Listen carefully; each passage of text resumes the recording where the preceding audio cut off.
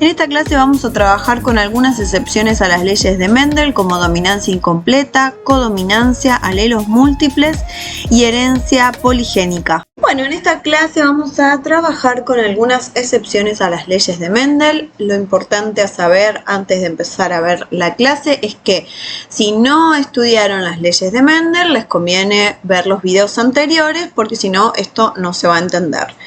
Bueno, vamos a hacer como en las demás clases, vamos a trabajar con diapositivas de PowerPoint para ir entendiendo las excepciones a las leyes de Mendel. En primer lugar, vamos a hacer un poco de contexto histórico, un poco de cómo surge la genética y qué sucede después de Mendel, ¿sí? Lo primero que tenemos que recordar es que, bueno, Mendel presentó su investigación en la Sociedad de Historia Natural de Brünn en 1865 y publicó en 1866 su investigación en las actas de esa sociedad. Se llamó Experimentos de hibridación en plantas. O sea que entre 1865 y 1866 presenta su trabajo a la comunidad científica. Sin embargo, su trabajo fue totalmente ignorado en su tiempo. De hecho, Charles Darwin, que era un contemporáneo de Gregor Mendel y al cual le hubiese venido muy bien el trabajo de este naturalista como apoyo científico de su teoría, tampoco conoció su investigación.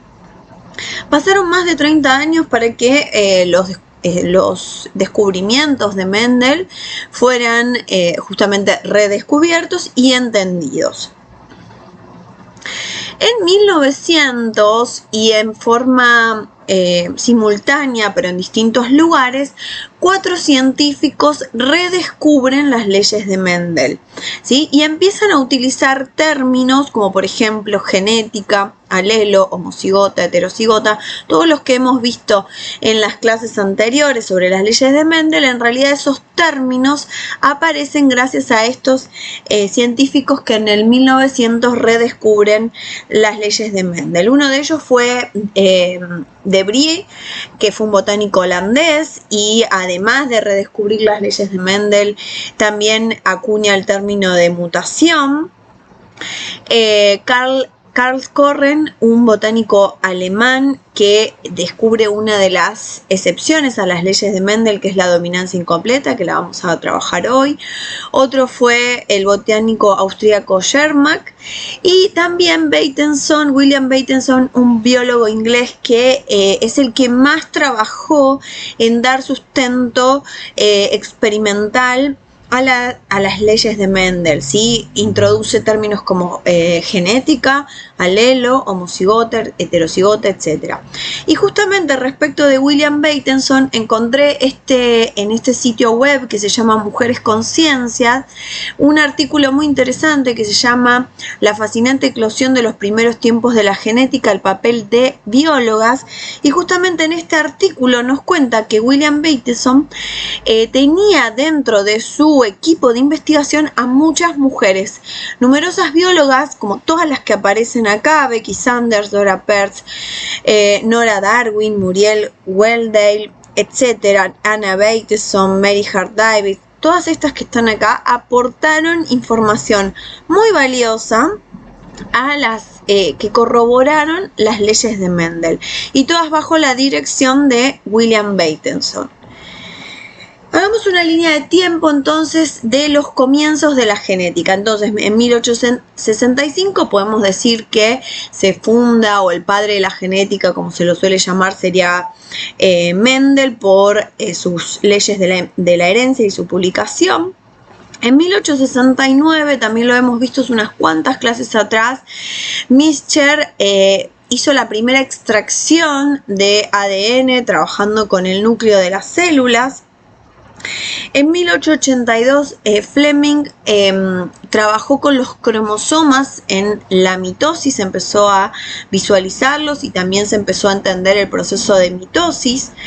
En el 1900, como dijimos recién, estos 4 científicos redescubren las leyes mendelianas, pero también aportan nuevas evidencias y encuentran algunas excepciones a esas leyes.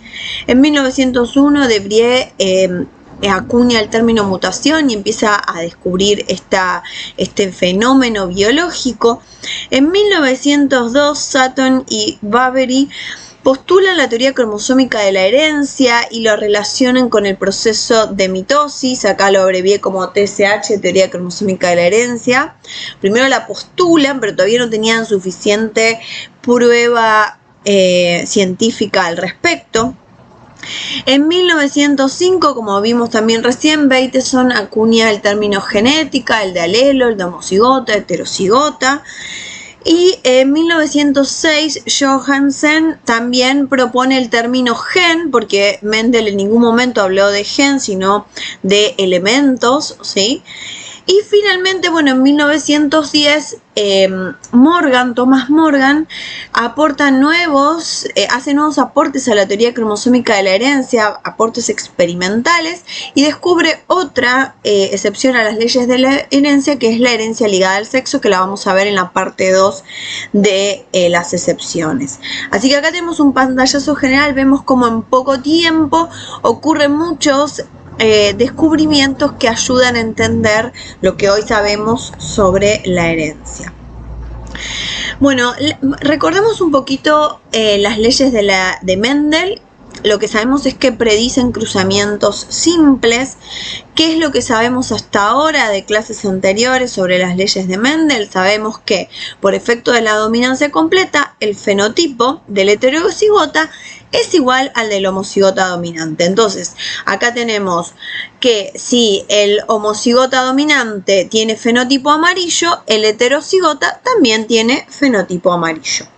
Otra cosa que sabemos de las leyes de Mendel es que en un individuo cada gen tiene dos alelos posibles. En una población un alelo siempre es dominante y el otro recesivo, ¿sí? Entonces acá tenemos que simbolizamos con una letra mayúscula el alelo dominante y con la misma letra pero minúscula el alelo recesivo, como por ejemplo amarillo y verde. También sabemos que en la especie Pisum sativum, que es la planta de arveja que estudió Mendel, cada carácter estudiado por Mendel posee solo dos variantes, cada una de las cuales es un alelo distinto, ¿sí? Entonces, por ejemplo, si tenemos el carácter color de semilla, posee tan solo dos variantes, la variante amarilla y la variante verde.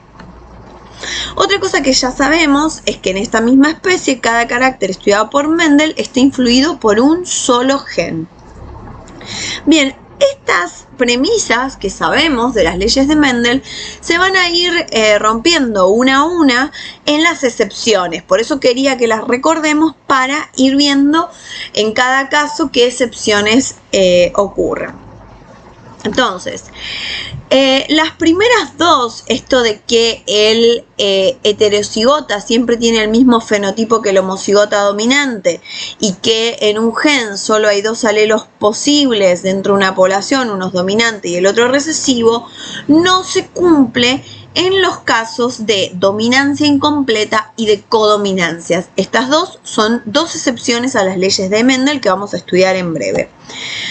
Respecto de que solo hay dos variantes por carácter dentro de una especie, no se cumple en los casos donde ocurre lo que se denomina alelos múltiples, también una tercera excepción a las leyes de Mendel.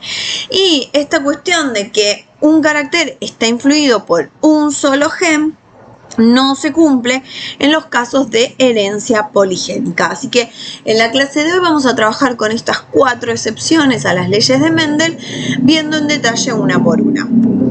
Comencemos con la dominancia incompleta y la codominancia, son parecidas.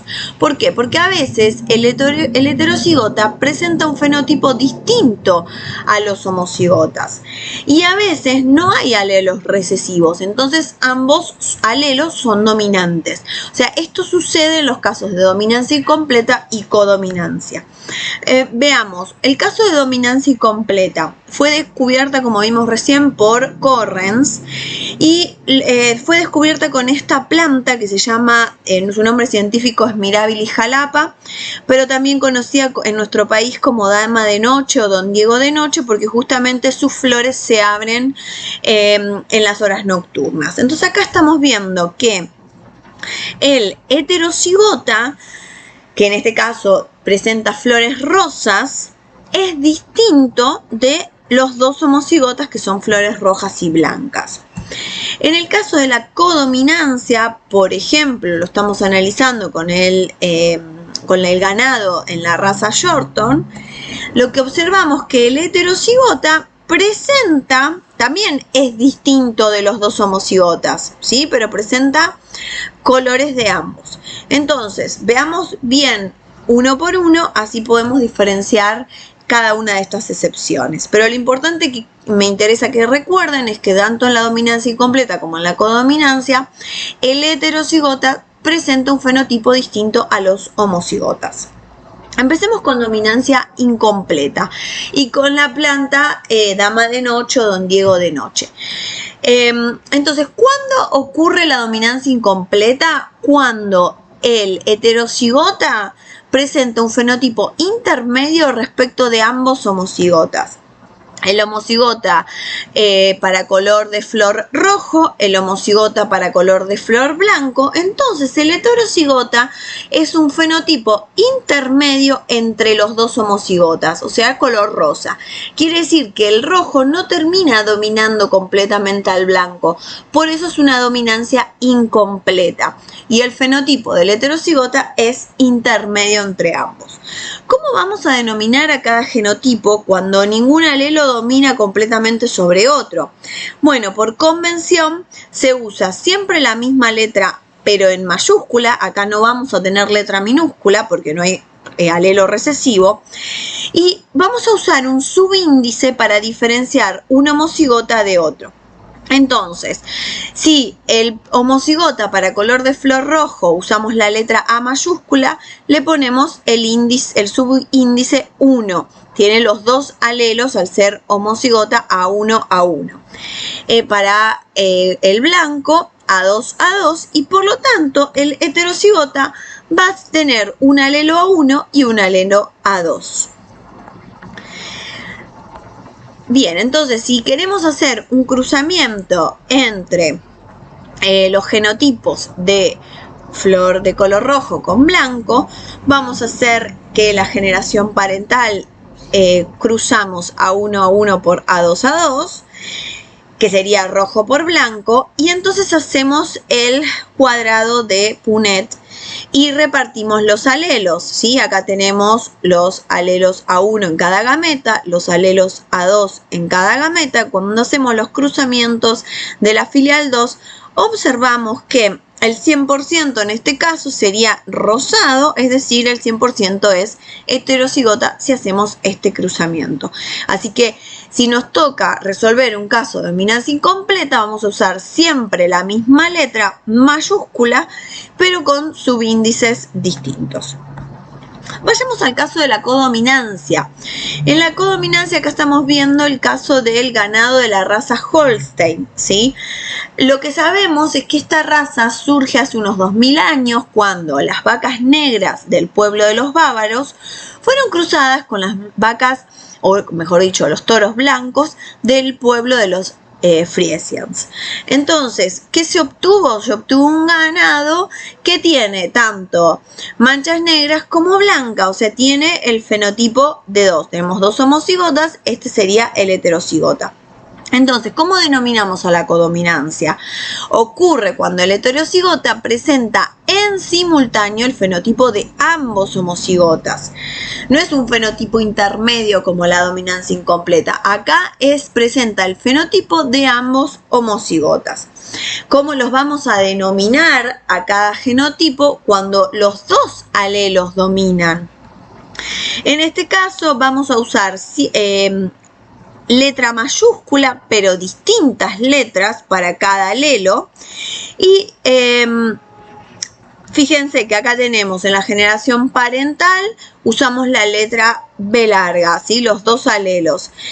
y la letra N para los dos alelos de el color de pelaje negro. Entonces, cuando hacemos los cruzamientos, el heterocigota me va a presentar el alelo de una letra y el de la otra, ¿sí? De esta manera, acá no usamos subíndices, usamos letras distintas para diferenciar un alelo de otro.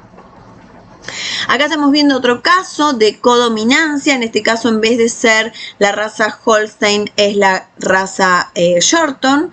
¿Sí? Tenemos el rojizo, que lo vamos a usar la letra R mayúscula, el blanco la B mayúscula, y el roano, que presenta el fenotipo de ambos homocigotas, RB larga. ¿Sí? Entonces, si hacemos un cruzamiento, esta vez vamos a cruzar rojizo, como estamos viendo acá, por roano.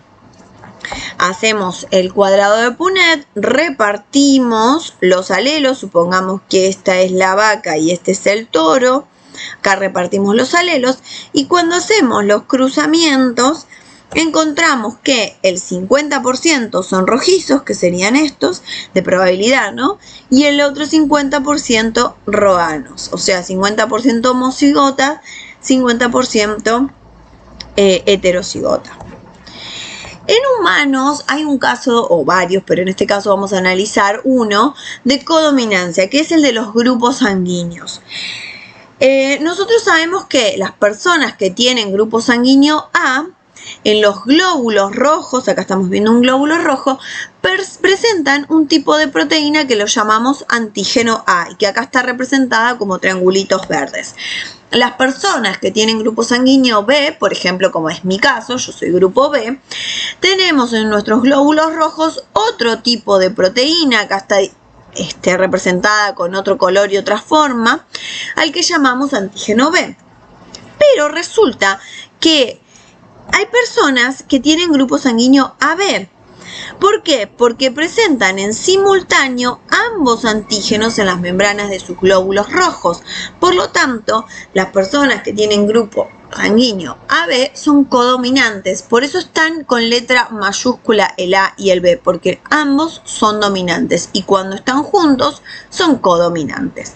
O sea que este es un caso de codominancia en humanos. Ahora vamos a pasar a la tercera excepciones a las leyes de Mendel, que son los alelos múltiples. En algunas especies un gen posee más de 2 alelos, con lo cual las combinaciones aumentan en la población y también aumentan las variantes. Entonces, cada vez que tengamos más de un alelo en una población, vamos a hablar de alelos múltiples. En humanos también es el caso de los grupos sanguíneos, se llama sistema AB0, esto no es una O, es un 0, de los grupos sanguíneos. Entonces tenemos el alelo recesivo, que es el grupo sanguíneo 0, ¿sí? Es recesivo y para representar el genotipo representamos con 2 ceros juntos, y lo que se le puso 0 porque justamente estos glóbulos rojos no presentan ninguna proteína como antígeno en su membrana. El alelo dominante A, que en su genotipo puede ser 2A mayúscula o puede ser A con 0, porque como el A domina sobre el 0 se expresa el A. Con el B pasa algo parecido, también es dominante, puede ser homocigota dominante o puede ser heterocigota, es decir, el B con el 0 y se expresa solo el B.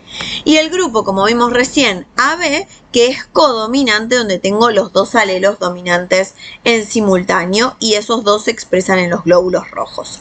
Entonces, ¿cuándo vamos a hablar de alelos múltiples? Ocurre cuando un gen tiene varios alelos en una población y esto aumenta la variabilidad genética y fenotípica, siempre hablando de una población.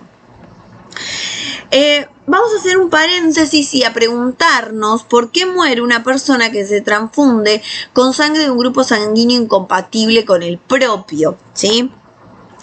Bueno, acá les traigo un dato histórico. En 1900, justamente cuando estaba toda esta revolución de los comienzos de la genética, el biólogo austríaco Karl Landsteiner observó que cuando mezclaba sangre de 2 personas, en algunas ocasiones los glóbulos rojos se juntaban, se aglutinaban, formaban grumos y en otras ocasiones no, ¿sí?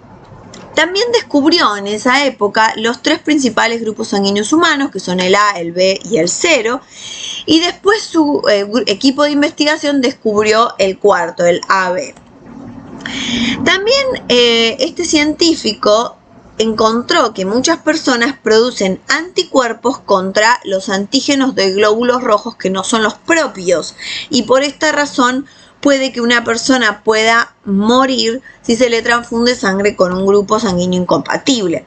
Entonces, las personas que tienen grupo sanguíneo A producen anticuerpos contra el B. Por lo tanto, si a una persona que tiene grupo A le transfunden grupo B, los anticuerpos van a atacar esos glóbulos rojos y se va a producir un aglutinamiento, una coagulación masiva y la persona va a morir. Las personas que tienen grupo sanguíneo B producen anticuerpos contra el A. Por lo tanto, lo mismo, si le transfunden grupo sanguíneo A, también se va a producir el mismo fenómeno. Las personas que tienen grupo sanguíneo AB no producen anticuerpos, porque imagínense que si producirían anticuerpos se atacaría su propia sangre y moriría esa persona. Entonces los que tienen el grupo AB no producen anticuerpos, y las personas que tienen el grupo 0, al no tener ningún antígeno, producen los 2 anticuerpos. O sea que si le transfunden sangre A o sangre B o sangre AB, van a ser atacados esa sangre que no sea sangre C del grupo 0 por los anticuerpos que esas personas producen. O sea, acá estamos viendo que si mezclamos sangre del grupo A con la del B, se produce la aglutinación. Acá estarían los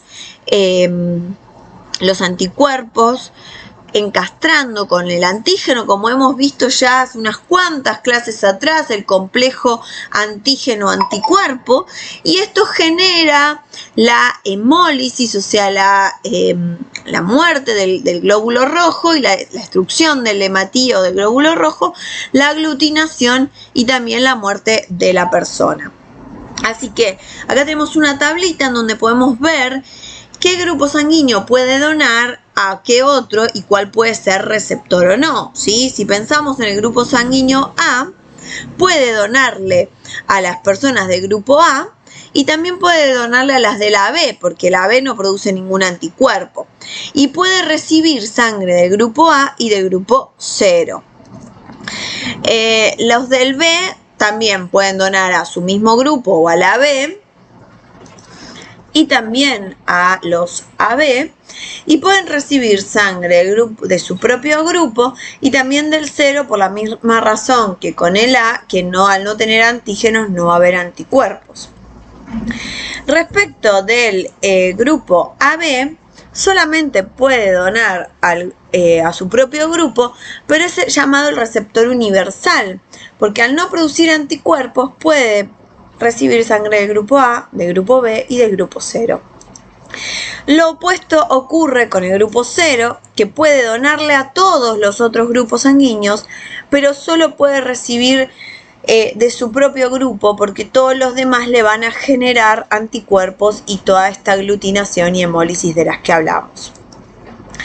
Bien, entonces vamos a hacer un cruzamiento de alelos múltiples. Veamos un problema. Una mujer cuyo grupo sanguíneo es A tiene un hijo con un hombre cuyo grupo sanguíneo es B. El niño tiene grupo 0. ¿Cómo es posible que suceda esto? ¿Sí? ¿Cómo es posible que si una mujer tiene un hijo con un hombre de grupo B, A con B, surja un niño con grupo 0? Y no estamos hablando de un caso de infidelidad. Bueno, ¿cómo puede suceder esto? Justamente porque si en la generación parental la mujer es heterocigota y el hombre es heterocigota, es decir, A0 por B0, cuando hacemos el cruzamiento en el cuadro de Punnett, repartimos los alelos acá en los óvulos. A un óvulo va el alelo A otro óvulo va el alelo 0. A un espermatozoide va el alelo B, a otro espermatozoide va el alelo 0. Cuando hacemos los cruzamientos tiene un 25% de probabilidad que un hijo tenga grupo AB, un 25% de probabilidad que tenga grupo B, otro 25 que tenga grupo A, y acá tenemos este caso. Tenía un 25% de probabilidad de que su hijo nazca con grupo 0. Entonces, esto es posible porque ambos progenitores son heterocigotas para su grupo sanguíneo. Si alguno de los dos o ambos fuesen homocigotas, o sea, AA o BB, esto no podría suceder nunca. Se necesita este óvulo con el alelo 0, con este espermatozoide del alelo 0, para obtener el hijo que tenga el grupo 0. Otros casos de alelos múltiples se dan, por ejemplo, en el pelaje de los gatos. Acá estamos viendo que tienen 5 alelos posibles. En el color de pelo de los conejos, que tienen 4 alelos posibles, ¿sí? Incluso dentro de los alelos múltiples, fíjense que algunos son dominantes, otros son con dominancia incompleta, otros son recesivos, otros son codominantes, o sea que aumentan, fíjense acá en los gatos, las combinaciones. Cuando hay tantos alelos, aumenta la variabilidad genética y también la variabilidad fenotípica en la población. Fíjense cuántas variantes pueden ocurrir. También los alelos múltiples vuelven más complejos los cruzamientos. Por ejemplo, en el caso del ganado, recién habíamos hablado de la raza Holstein y de la raza Shorton, ¿sí? Pero fíjense que acá en esta información que tenemos acá, tenemos que cada alelo, ¿sí? Combinado con otros, aumenta y complejiza los cruzamientos. O sea que si cruzamos una raza con otra, también vamos a tener nuevas variantes fenotípicas. Finalmente llegamos a la herencia poligénica, ¿sí? ¿Esto qué quiere decir? Que muchos caracteres no están expresados por un solo gen o una sola proteína, sino por la interacción de varios genes. Cuando intervienen 2 o más genes, hablamos de herencia poligénica. Este es el caso de, acá tenemos los gallos, gallinas, en donde hay 2 genes que intervienen en las formas de las crestas, ¿sí? Tenemos cresta sencilla, en roseta, cresta guisante o cresta nuez, y fíjense los genotipos posibles de 2 genes que son los que determinan las 4 formas de las crestas, pero que están determinadas por 2 genes. Otros casos, entonces, ¿cuándo definimos herencia poligénica? Ocurre cuando un carácter es producto de la interacción de varios genes, al menos 2, como en este caso. Pero también en humanos tenemos muchos ejemplos de herencia poligénica, ¿sí? O sea, son varios genes los que influyen sobre algún carácter, como por ejemplo el color de la piel, el color de los ojos, del cabello, la altura, el peso, la forma del cuerpo. No están determinados por un solo gen, sino están influenciados por varios genes, ¿sí? En este sitio web se explica un poco sobre el tema. Y en este mismo sitio nos dicen, por ejemplo, que el color de ojos se cree que esté influenciado por hasta 16 genes. Digo se cree porque todavía se lo sigue estudiando, ¿sí? 16 genes distintos, o sea, muchísima variedad en cuanto al color de ojos porque son muchos genes los que intervienen. El color de la piel está determinado por al menos 3 genes, ¿sí? Entonces, en estos casos de herencia poligénica ya es mucho más difícil predecir cómo van a ser los hijos, porque son muchísimos genes los que intervienen. Bueno, entonces hasta acá les agradezco que hayan llegado. La próxima clase vamos a ver algunas excepciones más a las leyes de Mendel y vamos a terminar entonces con este tema.